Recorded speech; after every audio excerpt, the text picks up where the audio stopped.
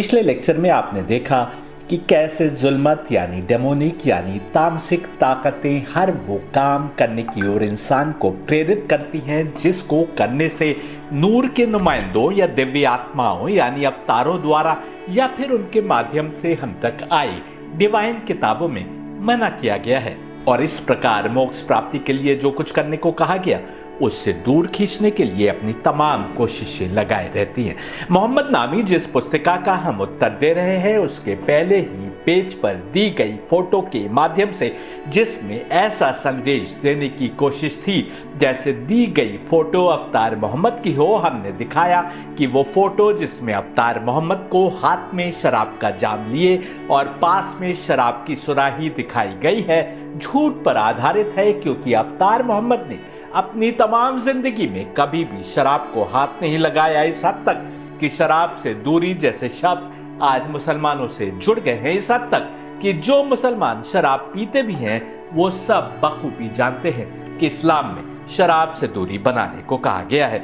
अब आगे बढ़ते हैं और पुस्तिका में दिया गया संक्षिप्त परिचय थोड़ा थोड़ा पढ़ते हैं। पुस्तिका में सबसे पहले जो लिखा है वो सुनिए। लिखा है, दुनिया भर में पिछले 25 सालों में हजारों मुसलमान आतंकवादी हमले हो चुके हैं। इन हमलों में लाखों निर्दोष गैर मुसलमानों और मुसलमानों की जान ली गई है। मनुष्यों का कत्लेआम करने वाले कोई जंगली जानवर या राक्षस नहीं थे, बल्कि इन्हें मुसलमान धर्म के मानने वाले जाहिल जालिम इंसान रूपी जानवरों के नाम से जाना जाता है जिन्होंने इस तरह के नरसंहार किए। यहाँ तक लिखा हुआ है। इसमें तो शक नहीं कि आतंकवाद एक बड़ी समस्या है। इसमें भी कोई शक नहीं कि पिछले 2 या 3 दशकों में आतंकवाद का शब्द मुसलमानों से जुड़ गया है। दुनिया भर में हुई अनेक आतंकवादी वारदातों में मुसलमानों का रोल सामने आया है। आतंकवाद को कुरान और अवतार मोहम्मद से जोड़ने वाले भूल जाते हैं कि कुरान साफ शब्दों में कह रहा है कि जो कोई भी किसी निर्दोष इंसान को कत्ल करता है उसका ये कर्म पूरी इंसानियत को कत्ल करने के बराबर है। Quran 5:32 Whosoever kills a human being without any reason, like killing in lieu of murder or corruption on earth, it is as though he had killed all mankind. साफ है कि जो कोई भी निर्दोष इंसानों को मारता है उसका धर्म से कोई रिश्ता नाता नहीं हो सकता, पर ये इंसानों का नरसंहार करने वाले ऐसे हैं जो अपने को मुसलमान कहते हैं। हमको समझना होगा कि धर्म वो नहीं हो सकता जो मारकाट सिखलाए या बेगुनाहों को कत्ल करना बतलाए। धर्म तो अपने इंद्रियों को अंदर की ओर समेटना सिखाता है। धर्म तो दुनियावी चाहतों से कटकर रूहानी तरक्की की राहों पर इंसान को डालता है। धर्म तो सत्य, इंसाफ और हक की राह में कुर्बानी देना सिखलाता है। फिर कोई तो कारण है कि धर्म के नाम पर आज हिंसा में बढ़ोतरी होती जा रही है। आज हम कलयुग में जी रहे हैं जब अधिकांश आत्माओं को किसी न किसी बीमारी ने जकड़ रखा है, जिसके कारण वे निजात यानी मोक्ष पाने के लेवल तक पहुंचने से कोसों दूर है। किसी में गुस्सा है, किसी में लालच है, किसी में ईर्ष्या है, किसी में कुर्सी का मोह, तो किसी की आंखों में दौलत का नशा है। कोई नशे का आदी है तो कोई वासना का भूखा है। यदि ये सब नहीं है तो केवल कुछ रस्मों को निभा लेने को धर्म समझते हैं। मंदिर का घंटा बजाना है, पूरी सब्जी का भोग सजाना है, रोजे के नाम पर दिन भर भूखा रहना है या लंबी दाढ़ी और सिर पर टोपी लगाकर घूमना है। कोई हिंदू होने पर गौरवान्वित है तो कोई मुसलमान होना फख्र की बात समझता है। लेकिन अधिकांश रूहानी तरक्की की राह से कोसों दूर है। रूह पस्ती की दलदल में फंसी है, जुल्मत या शैतानी वसवसों का शिकार है। इस सब का क्या लाभ यदि रूह पाकीज़गी के मार्ग पर आगे नहीं बढ़ रही, यदि कैरेक्टर की बुराइयां अच्छाइयों में नहीं बदल रही। मोक्ष यानी निजात पाने के लिए 2 चीजें आवश्यक है। एक तो उस मार्ग की सही पहचान जिस पर चलकर मोक्ष यानी निजात मिल सकती है, उस पथ का मार्गदर्शन करने वाले पथ प्रदर्शकों की पहचान, और अंत में उस मार्ग पर चलना, आगे ही बढ़ते जाना, रूह को पाक करते हुए नूरानी रूहों यानी दिव्य आत्माओं से करीब करते जाना, जिसको ऐसे कहा गया कि आत्मा को परमात्मा के करीब करते जाना। ये है हर धर्म का सार। हर धर्म की हर एक्टिविटी, हर वो रस्म जो धर्म के नाम पर की जाती है, अगर वो आत्मा को और पाकीज़गी की मार्ग पर आगे नहीं बढ़ा रही तो वो दुनियावी रस्म है। दिल पर हाथ रखकर बताइए, हिंदू हो या मुसलमान, ईसाई हो या यहूदी, कितने लोग इस मार्ग पर चल रहे हैं। गांव में फल सब्जी बेचकर अपना पेट भरने की कोशिश करने आए व्यक्ति की आईडी देखकर उसको गांव में दाखिले पर पाबंदी लगाने से धर्म तो साबित नहीं होता। पीट पीट कर किसी को मौत के घाट उतार देने से भी धर्म साबित नहीं होता। अल्लाह अकबर कहते हुए किसी का गला काट देने से या किसी को गोली मार देने से भी धर्म के मार्ग पर कोई आगे नहीं बढ़ता, बल्कि धर्म रूहानी मार्ग पर आगे बढ़ना और चलना सिखलाता है। धर्म अपने को खुदा के आगे नतमस्तक होने के साथ उसके क्रिएशन, जिसमें इंसान, पशु, पेड़ पौधे शामिल हैं, उनके हित की कोशिश में लगे रहना सिखलाता है। इस्लाम हर वयस्क मुसलमान पर फर्ज करता है कि वो दिन में 5 बार अपने रब की पूजा अर्चना करे, नमाज पढ़े। अवतार मोहम्मद ने नमाज को मुसलमान की मेराज बताया, यानी वो कर्म जिससे इंसान की रूह आसमानों की मंजिलों तक पहुंचकर उसके रब से मिल सकती है। उन्होंने ये भी कहा कि यदि तुम देखना चाहते हो कि नमाज तुम्हारी कबूल हुई तो ये देखो कि नमाज के बाद तुम में कोई अच्छाई पैदा हुई कि नहीं। यानी इस्लाम चाहता है कि हर दिन की हर नमाज के बाद मुसलमान में अच्छाई में बढ़ोतरी होती जाए और बेहतर इंसान बनता चला जाए, क्योंकि अल्टीमेट पुरुषोत्तम बनना या अशरफुल मखलूकात बनना है, यही धर्म का मकसद है। नमाज के कारण अच्छाई कब और कैसे पैदा होगी, इसको सोचिए, जरा गौर कीजिए। तब जब आत्मा का उस परमात्मा से जुड़ाव बनेगा। जैसे ये जुड़ाव बना, तुम्हारी आत्मा पाकीज़गी की मंजिल पर कुछ आगे बढ़ेगी। आत्मा पाकीज़गी की मंजिल पर कुछ आगे बढ़ी तो तुम स्वयं अपने चरित्र में अच्छाई उजागर होते देखोगे। ऐसे ही हर नमाज में यदि तुम्हारी आत्मा पाकीज़गी के लेवल पर आगे बढ़ती रही तो तुम बेहतर और बेहतर इंसान बनते जाओगे। 2 नमाजों के दरमियान जब तुम अन्य इंसानों से मेल जोल रखोगे तो एक बेहतर इंसान बनकर उनके सामने आओगे। समाज तुमको बेहतरीन इंसान के तौर पर देखेगा। गौर कीजिए, कुरान अहलुल बैत यानी दिव्यात्माओं को परफेक्टली प्योर बता रहा है। उपनिषद भी उनको पाक तत्वों से बना हुआ बता रहे हैं। ये रूहानी पाकीज़गी की वो मंजिल है जहां बुराई पहुंच नहीं सकती। ऐसी पाक हस्तियों के चरित्र को यदि कोई बुराई के साथ पेश करे तो उसकी आत्मा के तार कहां से जुड़े हैं, आप स्वयं आकलन कर सकते हैं। आज यदि मुसलमानों के चरित्र पर उंगली उठ रही है तो हमें समझना होगा कि उनका अपने रब से जुड़ाव नहीं बन पा रहा। वे भले ही नमाजें पढ़ रहे हैं, लेकिन उनकी आत्मा का परमात्मा से संबंध नहीं बन रहा।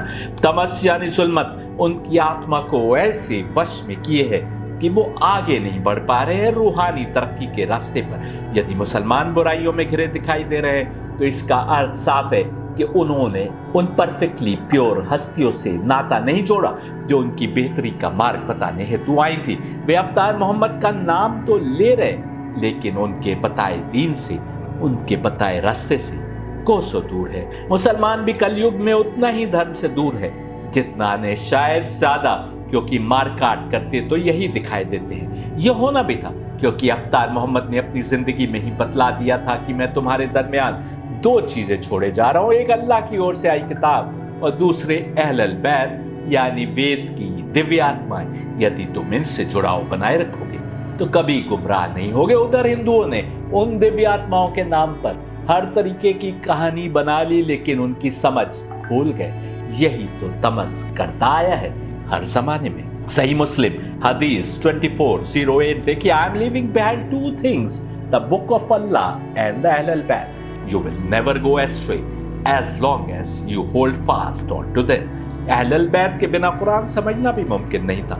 मुसलमानों ने कुरान को तो पकड़ा, लेकिन अवतार मोहम्मद की दुनिया से जाने के पश्चात अहलुल बैत से ऐसी दूरी बनाई कि 30 साल के भीतर न सिर्फ अहलुल बैत को हर मस्जिद से बुरा भला कहने की प्रथा शुरू हो गई, बल्कि अहलुल बैत से मिलने वालों को, रिश्ता नाता रखने वालों को प्रताड़ित करना भी प्रारंभ हो गया। अहलुल बैत के दोस्तों को न केवल कत्ल किया जाता था, बल्कि उनके बीवी बच्चों को गुलाम बना लिया जाता था। उनका माल सरकारी खजाने में जमा करा दिया जाता था। अवतार मोहम्मद के जाने के 50 साल होते होते जुल्म इस इंतहा तक पहुंचा कि अहलुल बैत में से एक हुसैन को उनके साथियों सहित 3 दिन का प्यासा शहीद कर दिया गया।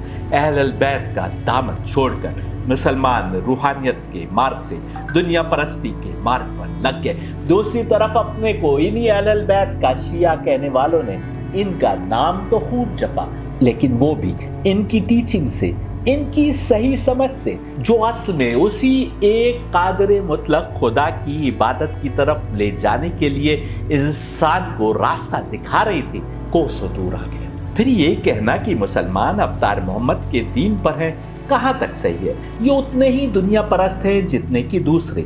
यदि कुछ लोग दीन पर चल भी रहे हैं तो उनके ऊपर ऐसे लोग हाकिम बैठे जो इस्लाम की गलत छवि दुनिया में फैला रहे। इन लोगों के दीन पर चलने से उनका निजी हित तो हो रहा है, लेकिन इस्लाम की छवि पर कोई असर नहीं पड़ रहा। इनको इस्लाम की छवि की चिंता भी नहीं। इन्होंने ये गलत धारणा बना रखी है कि हमें उसकी चिंता करने की आवश्यकता नहीं, अल्लाह बड़ा कारसाज है। ये भूल जाते हैं कि अल्लाह ने हिदायत दी तो भी किसी इंसान के माध्यम से, दीन फैला तो भी अनेक इंसानों ने कुर्बानियां दी, सैक्रिफाइसेस दिए। और यदि इस्लाम की छवि बेहतर बनाना है तो भी मुसलमानों को ही उसके लिए कोशिश करना होगी। इस सब का एक और पहलू भी है।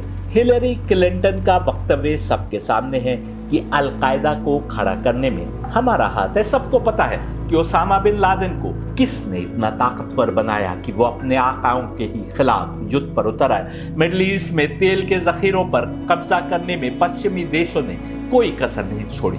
आज भी कितने मुस्लिम देश हैं जिनमें तेल के कुओं पर विदेशी कंपनियों का कब्जा है और लाभ के नाम पर उन देशों को थोड़ी बहुत रॉयल्टी मिलती है। इन देशों पर अपना कब्जा जमाने या जो देश इनके आगे नतमस्तक नहीं हो रहा उसको झुकाने के लिए इन्होंने ना जाने कितने खूनी खेल खेले। आज आतंकवादी घटनाएं इसलिए भी अधिक हो रही हैं क्योंकि आईडी और गोरिल्ला वारफेयर के दौर में कमजोर को बम फोड़ देने या छिपकर हमला करने के अतिरिक्त सामने आकर लड़ने की हिम्मत नहीं। हालांकि इस्लाम इस प्रकार के वॉरफेयर की इजाजत नहीं देता जिसमें निर्दोष लोग मारे जाएं या नॉन कॉम्बेटेंट की मौत हो। कोई भी हदीस किसी भी तरीके से बेगुनाहों को कत्ल करने को जायज नहीं ठहराती।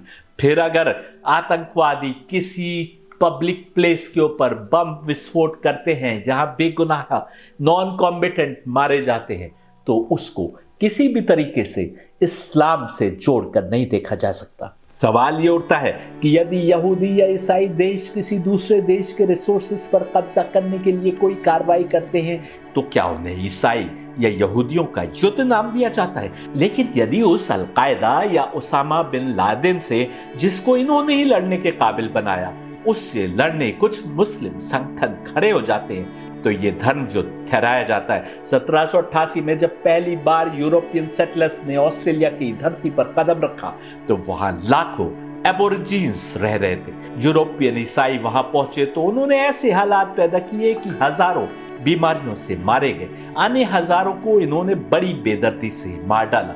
1920 में जब ये मारकाट रुकी तो ऑस्ट्रेलिया में कुल 60,000 एबोरिजिन्स रह गए थे। आज तकरीबन पूरा ऑस्ट्रेलिया ईसाई है, तो क्या हम इसको ईसाई टेररिज्म कहने का साहस कर सकते हैं? इसी प्रकार जब यूरोपियंस ने पहली बार अमेरिका की धरती पर कदम रखा तो एक एस्टिमेट के अनुसार 1491 में 145 मिलियन रेड इंडियंस अमेरिका की धरती पर रहते थे। बीमारी, गुलामी, रेप और युद्ध से जूझने के बाद 1691 तक मात्र 200 वर्षों में इनकी संख्या 90 से 95% घट चुकी थी और करीब 130 मिलियन लोग घट चुके थे। यदि यूरोपियन सारी दुनिया पर राज करने में कामयाब हुए तो उसका बड़ा कारण अमेरिका के रेड इंडियंस का कत्ल करके वहां के रिसोर्सेज पर कब्जा करना था। यदि 200 वर्षों में जनसंख्या में 130 मिलियन रेड इंडियंस की कमी आई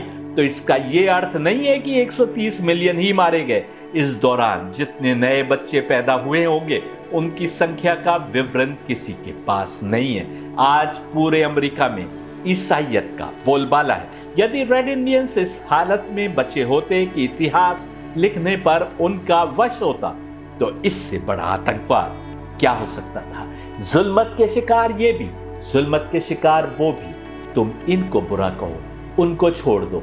जो निर्दोष इंसानों को मारते हैं सब के सब जुल्मत के शिकार हैं। अंग्रेजों की गुलामी के करीब 200 वर्षों में और आजादी मिलने तक ब्रिटिश पॉलिसीज के तहत भारत में बीमारियों, भुखमरी और गरीबी से कितने लोगों की जानें गई कोई नहीं बता सकता। ये भी किसी से छिपा नहीं है कि यूरोपियन ईसाई भारत में अपना धर्म फैलाने में लगे थे। फिर भी हम इसको आतंकवाद का नाम नहीं देते। कोई सिरफिरा मुसलमान यदि अपनी जान देकर दूसरों को मार देता है तो इसका दोष इस्लाम पर रख देते हैं, जबकि मुसलमानों में भी हर प्रवृत्ति के लोग हैं, ठीक वैसे जैसे दूसरे धर्मों में अधिकतर लोगों तक सही धर्म छू कर भी नहीं गया है। जिहाद पर 4 लेक्चर्स की मेरी सीरीज है, यदि नहीं देखी हो तो देख लीजिएगा। लेकिन क्या किया जाए, पुस्तिका का लेखक यदि इतनी समझ रखता तो इन बातों पर विचार करता, अन्यथा कुछ लोगों से विमर्श करता, जानने की कोशिश करता कि आतंकवाद का असली कारण क्या है। पर वो ऐसा क्यों करने लगा? वो आगे क्या लिखता है, ये सुनाते हैं। मुस्लिम आतंकवाद एक जटिल समस्या है जिसका समाधान सिर्फ और सिर्फ इनके घिनौने और डरावने जालिमाना विचारों को बदलकर और इंसानियत का पाठ पढ़ाकर ही किया जा सकता है। और इसके लिए इन्हें अल्लाह, रसूल और कुरान मजीद से दूर करना होगा। छोटे मुसलमान बच्चों को मदरसों की शिक्षा से दूर करना होगा। कुरान में दी गई शिक्षा के कारण मुसलमान अपनी सफलता को आतंकवाद के हथियार से नापता है। ये लिखा है, अल्लाह, रसूल और कुरान से दूर करना होगा और मदरसों से दूर करना होगा। लेखक ना जाने किन लोगों के बीच रहता है कि वो कह रहा है कि मुसलमान अपनी सफलता को आतंकवाद के हथियार से नापता है।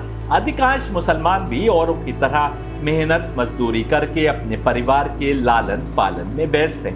क्या कारण है इसमें हम नहीं जा रहे, लेकिन सच्चर कमीशन और अन्य रिपोर्ट्स बता रही हैं कि मुसलमान औरों से अधिक ज्यादा छोटे कामकाज में लगा है। उसकी आमदनी देश की पर कैपिटा इनकम से खासी नीचे है और उसका रहन सहन खर्च करने की कैपेसिटी भी और उसे कम है। मुसलमान के लिए यदि सफलता का कोई पैमाना है तो वो ये कि उसने अपनी अगली जिंदगी के लिए क्या कुछ आमाल यानी अच्छे कर्म जमा किए हैं, और इसमें सबसे आवश्यक है कि वो इस सृष्टि के एक बैक क्रिएटर को यानी अल्लाह को माने, उसकी इबादत करे और उसकी याद दिल में रखते हुए अच्छे कर्म करे। यही कुरान की शिक्षा है और ऐसी अच्छी कर्म प्रधान जिंदगी जीने की कुरान हर मुसलमान से उम्मीद रखता है। हमें समझना होगा कि खुदाई मार्ग का हर परस्तार कर्म प्रधान जिंदगी जीने की बात करता है, लेकिन क्योंकि कुरान अरबी में है, कर्म की जगह उसमें अमेलुस सालिहात यानी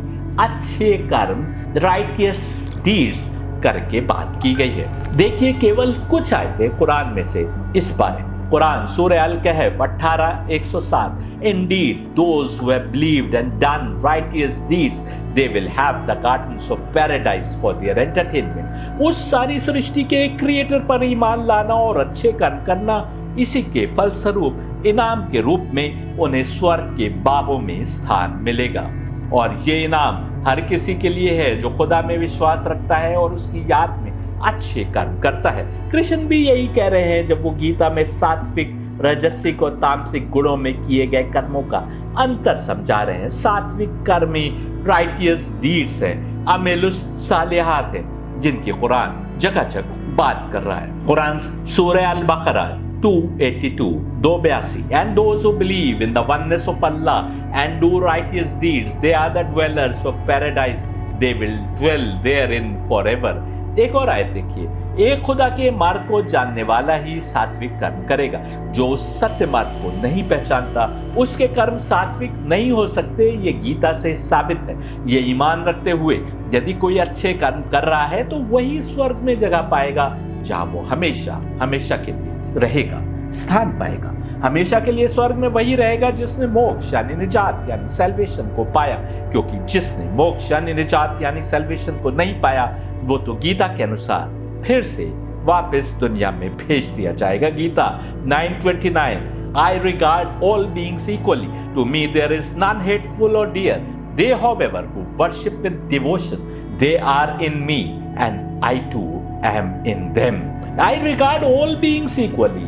आज ये मैसेज हिंदुओं को भी समझना होगा कि हर बीइंग, हर जानदार, हर क्रिएशन उस रब का, उस सबको बराबर से आंकना है, एक तरीके से सबका रिगार्ड करना है, एक तरीके से समझना है, उनकी इज्जत करना है। Gita 9:30 Even if one of very evil actions should worship me with a devotion exclusive of all else, he should be accounted to be good all the same merely by the fact that he has a properly settled determination, इबादत ऐसी कि उसमें कोई और शरीक ना हो, a devotion exclusive of all else. क्या ये कुरान का मैसेज नहीं है? यही तो तौहीद है जिसको मुसलमान मानते हैं, भले ही उस व्यक्ति के अनेक कर्म कितने ही खराब क्यों ना हो। यदि वो केवल और केवल उस एक रब की इबादत कर रहा है तो वो हमेशा का जीवन पाएगा। जो उस रब की इबादत में किसी और को शरीक कर रहा है उसको ही मुसलमान मुशरिक कहता है। गीता भी मुशरिकों की बात कर रही है और कहती है कि बस एक खुदा की याद और इबादत में रमे रहने वाला व्यक्ति ही हमेशा की जिंदगी पाएगा। ऐसे व्यक्ति के कर्म बुरे क्यों कर ही हो सकते हैं? यदि आप अपने जीवन में सात्विक मूल्य रखते हैं, यदि आपने अपनी आत्मा को जुल्मत यानी तमस के हवाले नहीं कर दिया है, तो कम से कम खुदा की इबादत करने वालों की इबादत में अवरोध तो ना डाले, भले ही वो उस खुदा को किसी भी नाम से क्यों ना याद कर रहा हो। बल्कि आपको तो चाहिए कि आप स्वयं अपने अपने तरीके से उस एक क्रिएटर की इबादत और भक्ति में अपने को लीन कर दे, भले ही आप भी उसको किसी भी नाम से क्यों ना याद कर रहे हो। गीता 9:31 देखिए, instantaneously he becomes established in his own right nature and enters into eternal peace. Believe me in all confidence, O son of Kunti, that one affiliated to me with fidelity knows no destruction. Eternal peace की बात हो रही है। Establish in his own right nature, आत्मा को बनाई इसलिए गया है कि वो परमात्मा से एक हो जाए। आत्मा का मकसद असल में, उसकी तृप्ति असल में परमात्मा से एक हो जाने, उससे मिल जाने में है।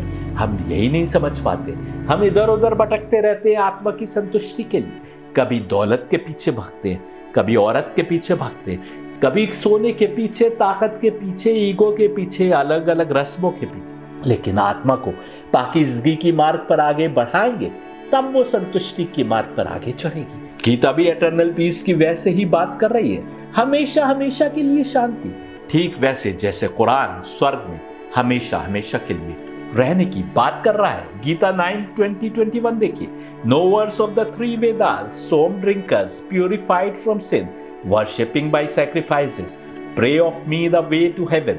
They, attaining the holy world of Indra, enjoyed divine feasts in heaven. They, having enjoyed that expansive heaven world, then on their merit exhausted, they enter the world of mortality, thus conforming to the righteous notions implied in the three Vedas, desiring desirable objects, they obtain values which come and go. जरा गौर करें, गीता भी जहां एक और कुछ लोगों के लिए एटर्नल पीस की बात कर रही है, यानी स्वर्ग में हमेशा की जिंदगी की बात कर रही है, वहीं दूसरी ओर कुछ दूसरों के लिए कह रही है कि इन्हें इंद्र के स्वर्ग में पहुंचाया तो जाएगा, वहां की जिंदगी भी उनको मिलेगी, वहां बेहतरीन दावतें भी उनके सामने परोसी जाएंगी, पर जब उनके कर्मों का फल समाप्त हो जाएगा तो उनको फिर से इस दुनिया में एक बार फिर परीक्षा के लिए भेज दिया जाएगा। अल्टीमेट एम मोक्ष है, सैल्वेशन है, पीस है, निजात है। तुम वहां तक पहुंच जाओ तो तुम्हारे लिए इटर्नल पीस है।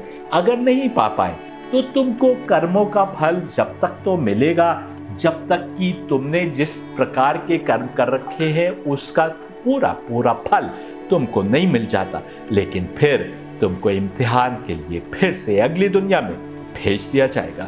गीता के मानने वालों के लिए आवश्यक है कि इस अंतर को समझे। एक ओर स्वर्ग में जाकर अगली दुनिया में फिर से वापसी की बात हो रही है, तो दूसरी ओर हमेशा की शांति यानी स्वर्ग में हमेशा की रिहाइश की बात हो रही है।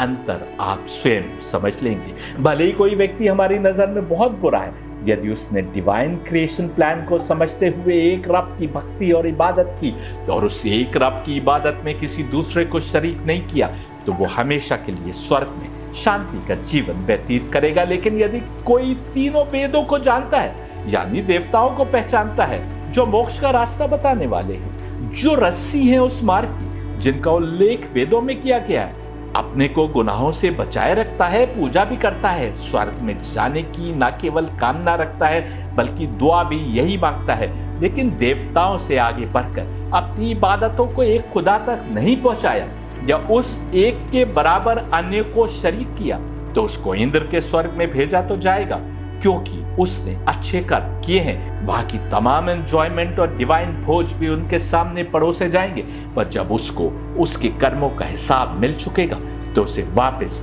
अगली दुनिया में भेज दिया जाएगा। आपने देखा, गीता भी इंद्र के स्वर्ग का उल्लेख कर रही है। जहां हमको वो शांति मिलेगी जो हमेशा के लिए होगी। और हदीसें अख्तार मोहम्मद के स्वर्ग की बात करते हुए उसे स्वर्ग में सबसे बेहतरीन स्थान बता रही है। इंद्र ही मोहम्मद है, ऐसा मैंने अनेक सबूतों से दिखाया है।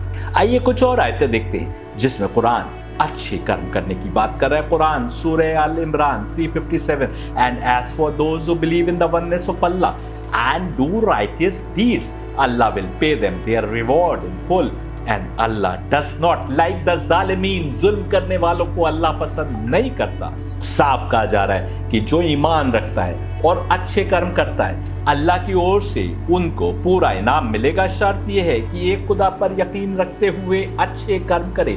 ठीक यही गीता भी कह रही है। और कहा जा रहा है कि अल्लाह जुल्म करने वालों को पसंद नहीं करता।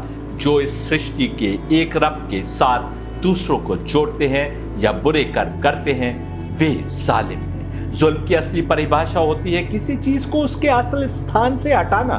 किसी चीज का असली स्थान कुछ है और आप उसको कहीं और रख दें तो ये उसके साथ जुल्म है। इस दुनिया के क्रिएटर के लिए ये आवश्यक है कि वो अदालत करने वाला हो, और जो कोई भी अदालत नहीं करेगा वही जालिम होगा। कुरान भी साफ शब्दों में कह रहा है कि तुम देखोगे कि हर किसी को उसके कर्मों की बिल्कुल ठीक ठीक जज़ा मिलेगी, क्योंकि अल्लाह जालिम नहीं है। उसने हर जगह सिस्टम बनाए, तो यहाँ भी सिस्टम से जो भी उसकी याद मन में रखते हुए कोई कर्म करेगा, भले ही किसी भी सोच का मानने वाला क्यों ना हो, उसकी आत्मा पाकीज़गी के मार्ग पर आगे बढ़ेगी, अवश्य बढ़ेगी। और जिस किसी को भी डेमोनिक यानी तामसिक ताकतें अपने वश में ले लेंगी, वो दुनिया में गर्क होते हुए बुराई की राहों पर गिरा चला जाएगा, भले ही वो किसी मंदिर का पुजारी हो या मस्जिद का इमाम हो। जिस प्रकार गीता ने खुदा की याद रखते हुए कर्म करने को स्वर्ग में हमेशा रहने से जोड़ा, ठीक वैसे ही कुरान भी एक खुदा पर ईमान रखते हुए अच्छे कर्म करने को स्वर्ग में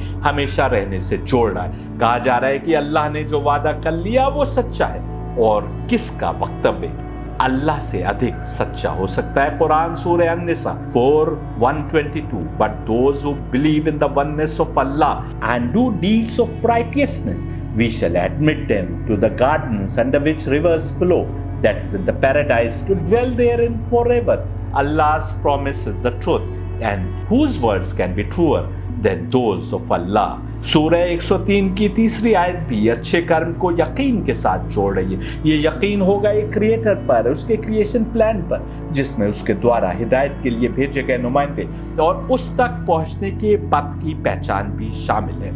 इस पर यकीन रखते हुए अच्छे कर्म करने की बात हो रही है। एक दूसरे को अच्छाई के मार्ग की सिफारिश करने, बुराई के मार्ग से बचने और उस रब के मार्ग पर चलने वालों से सब्र करने की नसीहत दी जा रही है। Quran 103:3, accept those who believe and do good righteous deeds and exhort one another to truth and exhort one another to steadfast patience in the face of misfortunes and sufferings in God's ways and in doing good deeds and not committing sins। ये तो bracket में लिखा हुआ है। Patience शब्द सब्र के उर्दू में जो मानी समझे जाते हैं वो ये कि इंसान रोए नहीं और आंसू ना पाए। लेकिन सब्र के असल मानी ये है कि मुझे किसी को धोखा देकर दौलत मिल रही है और मैं उसको लेने से बचूं।